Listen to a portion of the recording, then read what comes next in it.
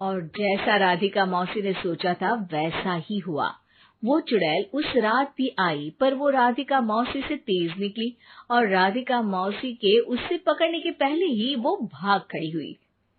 जरूर बहू पे साया है उस चुड़ैल का, तभी तो श्रवण के कमरे में गई है। और अगली सुबह राधिका मौसी पिछली रात हुए हमले में किन चीजों का नुकसान हुआ उसका हिसाब लगा रही थी।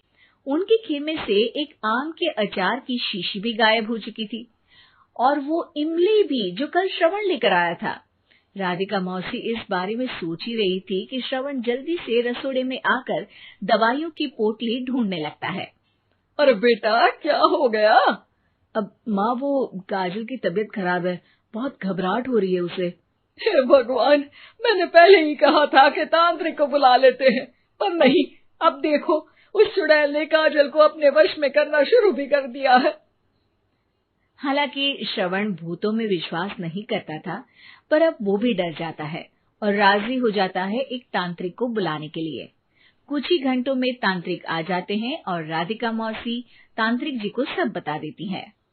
घोर संकट, घनघोर संकट, चुड़ैल को मारू जोर चाकट, ओम भट स्वाहा खटखा के आहा। अरे ये क्या मंत्र है? मेरे खुद के ओरिजिनल मंत्र है, कल रात को ही लिखे हैं, अच्छे लगे तो दाद चाहूंगा। एक और मंत्र सुनो, अर्ज किया है आब्राकडाब्रा, दिल्ली बम्बई आगरा, चंदा मामा सोवरले सुरन मामू जारा। ये मंत्र है? अरे कोई 40 वाली सा पढ़ो ना। वक्त कम है, 40 नहीं पड़ेंगे, 20-25 में काम चलाना पड़ेगा। अलग निरंजन जाके लंदन, मुफ्त का मंजान घिस मेरे नंदन।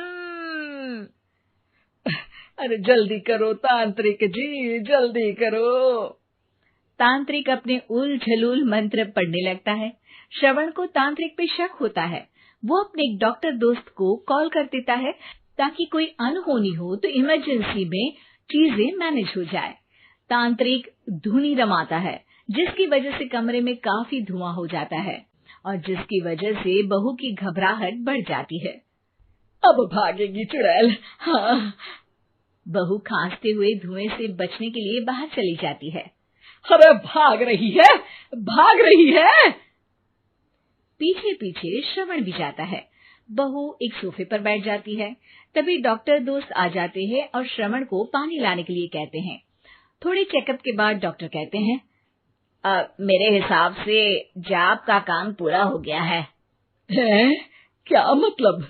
अरे कुछ भी नहीं माँ, कोई चुड़ैल नहीं है, खुशखबरी है, अब दादी बनने वाली है। मगर वो सब अचार के डब्बे। श्रवण दोनों अचार के डब्बे अपनी माँ को दिखाता है, जो कि उनके बिस्तर के नीचे छुपे हुए थे। आपने सही बोला था माँ, वो चुड़ैल काजल ही थी जो खट्टा खा रही थी। हमें कल ही पता चला, पर हमने आपको ये तांत्रिक वाला काम करने दिया ताकि आपको भरोसा हो जाए कि भूत वगैरह कुछ होता ही नहीं। अच्छा अच्छा, ये तो बड़ी खुशी की बात है, पर बेटा मुझे एक झाड़ू तो ला दे। क्यों माँ? ये तांत्रिक का भूत उतारती हूँ मैं। अब तांत्रिक राधा मौसी के डर से घर से भाग निकलता है और राधा मौसी उसके पीछे भागती है। अरे संकट ये घनघोर है, तांत्रिक मुआ चोर है।